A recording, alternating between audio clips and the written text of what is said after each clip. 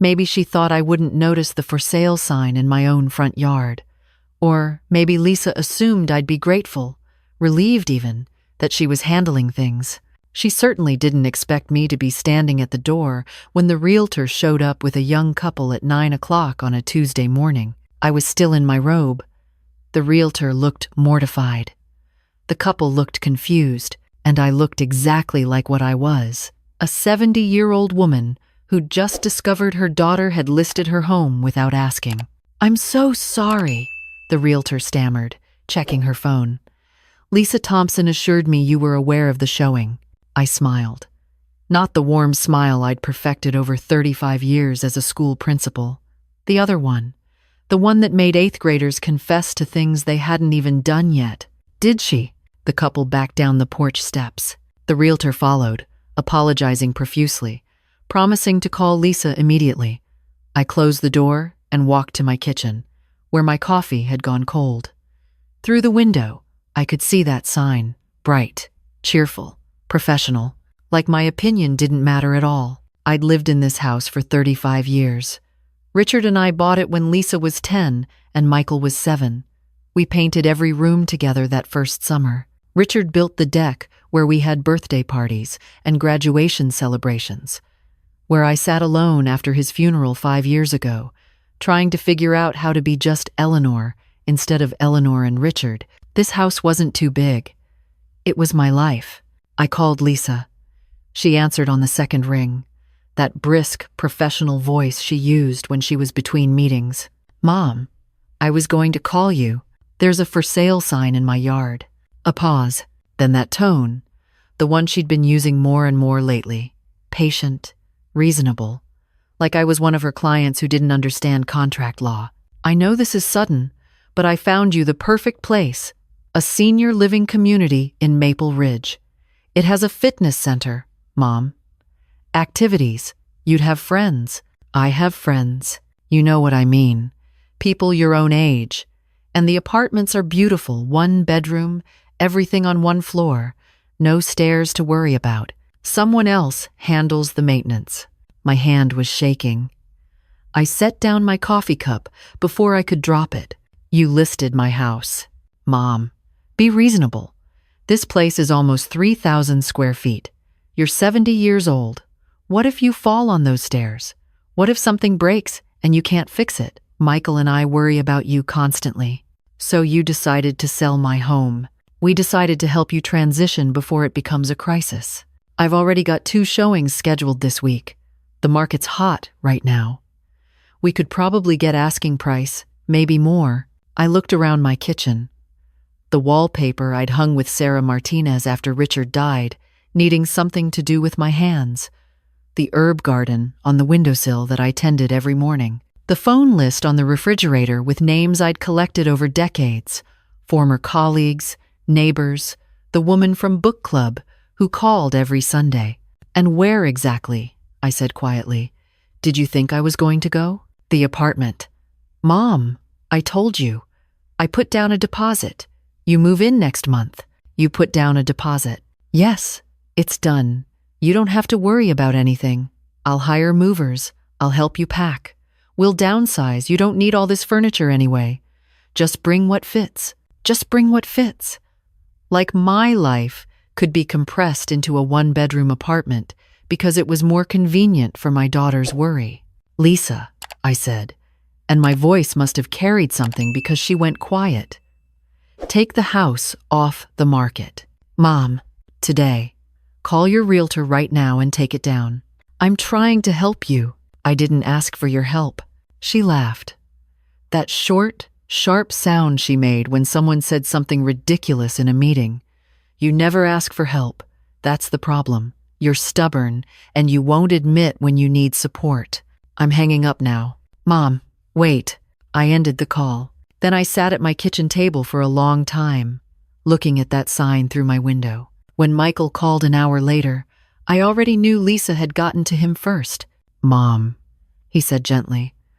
Michael always approached things gently. He was a teacher like his father had been. Patient, thoughtful. "Can we talk? Your sister listed my house." "I know." She called me. Look, I think she could have handled this better. Could have? But she's not wrong about the house being a lot for you to manage. We just want you safe. I closed my eyes. Michael was 42 years old. I'd taught him to read, to ride a bike, to stand up for himself when the world pushed back. I'd sat through parent-teacher conferences and college orientations and his wedding to Jennifer. I'd held his hand when they lost their first pregnancy and celebrated when they finally had Emma 3 years ago. When had I become the child? Michael, I'm 70, not 90. I walk 3 miles every morning. I volunteer at the library twice a week. I manage my own finances. I maintain this house. I've never missed a bill payment in my life. I know that. But things change.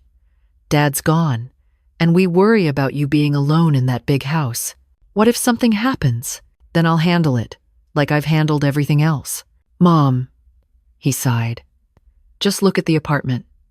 Lisa says it's really nice. Lisa doesn't get to decide where I live. She's trying to help. You know how she is. She sees a problem and she wants to fix it. I'm not a problem, Michael. That's not what I meant. But it was exactly what he meant. They'd decided, somewhere between them, that I'd become something to manage, a responsibility to optimize. And they'd made plans for my life without including me in the discussion. After we hung up, I did something I hadn't done since Richard's funeral. I cried. Not the quiet, dignified tears I'd shed at the service, real crying, the kind that comes from your chest and makes your whole body shake. I cried at my kitchen table, surrounded by all the pieces of my life that my daughter thought I should just pack up and leave behind. Then I washed my face, made fresh coffee, and called my lawyer. James Fitzgerald had handled Richard's estate. He'd been thorough, patient, and refreshingly honest. When I explained the situation, he was quiet for a moment. Did you give Lisa permission to list the house? No. Does she have power of attorney? Absolutely not. Then she has no legal right to sell your property. He paused. Eleanor, I have to ask, are you sure you want to stay in the house? I'm not questioning your capability, but if there are practical concerns, James. My daughter thinks I'm incapable of managing my own life because I've reached some arbitrary age. I'm asking you how to make sure she understands that she's wrong. He chuckled. Change your locks. Send her a cease and desist letter regarding the property listing. Make it clear that any future decisions about your living situation will be made by you alone. Can you draft the letter? I'll have it ready this afternoon. When Jennifer called that evening, I almost didn't answer. But Jennifer was different from her husband, from Lisa. She spoke her mind. Eleanor, what the hell? Hello, Jennifer. Michael just told me about the house. Please tell me Lisa didn't actually do that. She did. Without asking you? Without even mentioning it until I called her. Jennifer swore, which was oddly comforting. That is so completely out of line. What is she thinking? She thinks she's helping. She thinks she's helping herself feel less worried. There's a difference. I heard Emma chattering in the background, then Jennifer's muffled voice telling her to give Grandma a kiss through the phone. A loud smacking sound made me smile despite everything. Eleanor, you know Michael's just worried, right? He's not trying to push you out. I know. But Lisa, God, I love my sister-in-law, but she can be so controlling. Has she always been like this? Since she was about 12. I thought back to all those years. Lisa organizing her brother's homework, rearranging my kitchen cabinets because her system was better, explaining to her father how he should invest his pension. She's brilliant at her job because she thinks 3 steps ahead, but she forgets that other people might want to think for themselves. So what are you going to do? That was the question, wasn't it? I could fight with Lisa, prove my point, make her take down the listing, get that cease and desist letter delivered, change my locks, establish my boundaries. Or I could show her. The idea hit me all at once, so perfect and clear that I actually laughed out loud. Eleanor, I'm going to upgrade. What? Lisa thinks this house is too big for me. She's probably right. It is a lot of space for one person. So you're moving? Jennifer sounded disappointed. Oh, I'm moving, just not where Lisa planned. I called Sarah Martinez next. She'd been my closest friend since she moved in 3 doors down 15 years ago. Her husband had died 2 years before Richard, and we'd kept each other standing through those early days of widowhood. "I need your realtor," I told her. "Why?" "I'm buying a new place." Sarah was at my house in 10 minutes with a bottle of wine and her laptop. "Tell me everything," she demanded. So I did. The sign, the apartment, Lisa's well-intentioned betrayal. Sarah's expression went from shock to outrage to something that looked suspiciously like delight. "You're going to show her you don't need downsizing. I'm going to show her that her 70-year-old mother is perfectly capable of making her own decisions. Big ones." We spent the next hour looking at properties. Sarah's realtor, Tom Chen, specialized in luxury condos.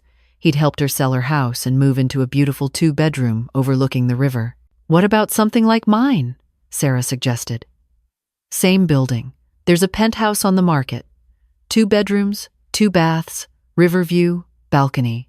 I looked at the listing. It was beautiful, modern, manageable. Everything on one floor, like Lisa had said, but with floor-to-ceiling windows and a chef's kitchen and a doorman who'd sign for packages. "How much?" Sarah showed me the price. I did the math in my head. I'd been a principal for 20 years, saved carefully, invested wisely. Richard's life insurance and pension, plus my own retirement, plus the sale of this house, which was mine to sell, not Lisa's. "I can afford it." "Eleanor," Sarah said carefully, "you don't have to prove anything." "No," I agreed, "but I want to. And you know what? I think I'd actually love it.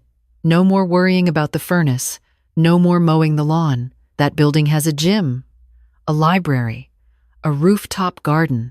I looked around my kitchen, at all those memories. "I love this house, Sarah. But maybe it is time. Maybe I'm ready for something new. I'm just not ready for Lisa to decide that for me." "So what's your plan?" I smiled. "I'm going to buy the penthouse. Then I'm going to rent out this house." "To who?" "To Lisa. At market rate." Sarah stared at me. Then she started laughing so hard she almost spilled her wine. We made an offer on the penthouse that night. All cash. As is. Quick closing. Tom called back within an hour. The sellers accepted. I had 45 days. Lisa called twice more that week. I didn't answer. Michael texted asking if I was okay. I replied that I was fine and would talk to him soon. Jennifer sent me a thumbs-up emoji and a message. "Whatever you're planning, I support it." I hired movers, started packing, had lunch with Tom to sign papers, changed my locks, and had the cease and desist letter delivered. Lisa left 3 voicemails, each one more frustrated than the last. Then, 4 weeks after I'd seen that for sale sign in my yard, I invited both of my children to dinner at my new place. Michael and Lisa arrived at the same time. I watched from my balcony as they got out of their cars in the visitor parking, looking up at the building with identical confused expressions. The doorman called up to announce them. "Send them up, please."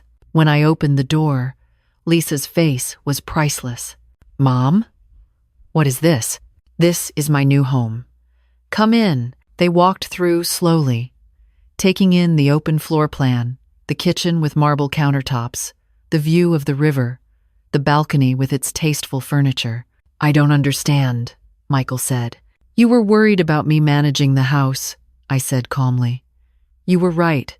It was a lot of space, a lot of maintenance. So I decided to make a change." "The apartment," Lisa started. "The apartment you picked out without consulting me." I handed her a folder. "Here's your copy of the lease." "What lease?" "For the house. I'm renting it out. The market rate for a property that size in our neighborhood is about $2,800 a month. The lease is standard first month, last month, security deposit." Lisa opened the folder, her face going pale. "You're renting me the house? You seemed concerned about it sitting empty. I thought you might like to manage it for me. You're always saying how good you are at managing properties. This is insane. This is practical. You wanted me to downsize. I upgraded. You wanted someone to maintain the house. You can do it. Unless you don't think you're capable of managing a 3,000 square foot property?" Michael was trying not to smile. I could see it. Mom, Lisa said carefully, I was trying to help you. I know. I sat down on my new couch, gestured for them to sit. Lisa remained standing. Michael sat. Lisa, you've been making decisions about my life without asking me. The apartment, the house listing, all of it. Do you know how that feels? I was trying to keep you safe by taking away my choices. That's not safety, that's control. I kept my voice gentle but firm. The principal voice, the one that meant I was serious but not angry. I raised you to be strong and independent, to think for yourself. Make your own decisions. Why are you surprised that I want the same thing? Because she stopped. 70? Old? Declining? I shook my head. I'm none of those things. I'm changing, yes. Getting older? Yes. But I'm still capable. Still independent. Still the person who raised you. And I get to decide what my life looks like. Michael cleared his throat. Mom's right, Lisa. You should have talked to her. I did talk to her. No, I said quietly. You told me what you'd decided. That's not the same as asking. Lisa sat down hard on the other chair. She looked tired suddenly, younger than her 45 years. I'm scared, okay? Every time I call and you don't answer right away, I think something happened. Every time I visit and you mention a weird noise in the house or a bill that's higher than expected, I worry, and I can't. Her voice cracked. I can't lose you too, Mom. Not like we lost Dad. And there it was.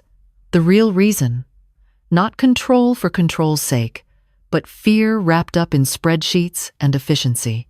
I moved to sit next to her, took her hand. Sweetheart, you're not going to lose me because I live in a house or an apartment or a penthouse, and trying to wrap me in bubble wrap won't keep me safe. It'll just make me smaller. I know, she whispered. I'm sorry. Apology accepted. But Lisa, you need to understand I'm not your project. I'm your mother. And I'm still fully capable of living my own life. She nodded, wiping her eyes. Michael leaned forward. So you really bought this place? All on your own? Made an offer? Negotiated? Closed in 30 days. Sarah's friend Tom was my realtor. He's excellent if you know anyone looking. And you're renting out the house? I smiled. I'm offering it to Lisa first. But if she's not interested, Tom says he can have it rented in a week. It's a great property. Lisa laughed, a wet sound. You're actually going to charge me rent? Market rate. I'm not running a charity. You're impossible. I'm independent. There's a difference. We had dinner on my balcony, the three of us. I ordered Thai food because I didn't have all my kitchen things unpacked yet. Lisa told me about her latest case. Michael talked about Emma's upcoming 3rd birthday. We didn't mention the house or the apartment or any of it. But when Lisa was leaving, she hugged me tight and said, I'll think about the rental. But Mom, this place is really nice. I'm glad you chose it. So am I. After they left, I stood on my balcony, watching the river reflect the city lights. Sarah came up. She'd given me her key. I'd given her mine with 2 glasses of wine. Well, she asked, I think we're going to be okay. Did Lisa apologize? She did, and she meant it. She's scared, Sarah, of losing me, of me getting hurt, of all the things that happen when people get older. She just didn't know how to say it, so she tried to control everything instead. Exactly. I sipped my wine, but she'll learn. They both will. I'm not done yet. Not by a long shot. Sarah raised her glass. To new beginnings. To making our own choices. We clinked glasses and watched the sunset. 3 weeks later, Lisa signed the lease. She and her husband moved into my house, their house now, for as long as they wanted it. She texted me photos of Emma playing in the backyard, running through the same grass where she and Michael used to play. Michael visited every Sunday with Jennifer and Emma. They'd bring bagels and we'd have breakfast on the balcony. Emma loved watching the boats on the river. And me? I joined the book club in my building, started swimming laps in the pool every morning before my walk, made friends with my neighbors, went to the rooftop garden parties, took advantage of the gym. I was still the same Eleanor Thompson I'd always been, I still volunteered at the library, still called my friends, still managed my own life, my own money, my own decisions. I just upgraded my address. Sometimes, late at night, I'd think about that for sale sign, about how angry I'd been, how hurt, how close I'd come to just fighting it, proving my point, staying in that house out of sheer stubbornness. But this was better, because I hadn't just set boundaries with Lisa. I'd shown her and myself that getting older doesn't mean getting smaller. It means getting clearer about what matters. And what mattered was this: my life, my choices, my terms. I'd raised my children to be independent. Maybe it was time they fully understood that I'd always be independent too. From my penthouse balcony, with my river view and my hard-won peace, I could finally breathe easy. Not because my children stopped worrying, they'd never stop that, and I didn't want them to, but because they'd learned to worry without controlling, to love without smothering, to respect that their mother, at 70 years old, was still writing her own story. And this chapter? This was just getting good.